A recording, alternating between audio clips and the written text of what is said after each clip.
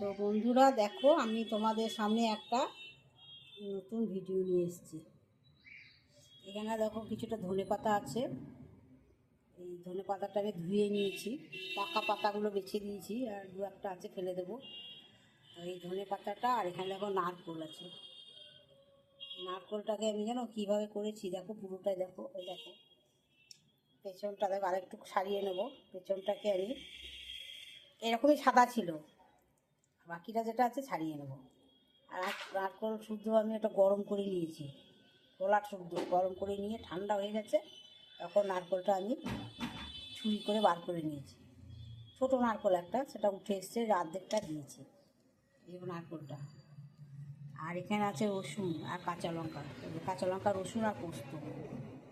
এই নারকোল, ধনেপাতা, কাঁচা লঙ্কা, রসুন আর পোস্ত মিক্সিতে বাটবো।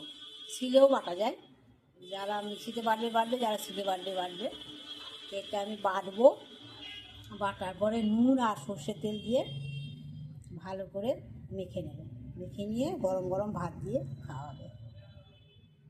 আমার ভিডিও আজকে কেমন লাগলো তোমরা অবশ্যই জানিও। লাইক কমেন্ট করো, শেয়ার করতে ভুলো না। আমার মিষ্টি বন্ধুদের অনেক শুভেচ্ছা, ভালোবাসা রইল। সবাই ভালো থেকো, সুস্থ থেকো। আবার দেখা হবে পরের ভিডিওতে। টাটা।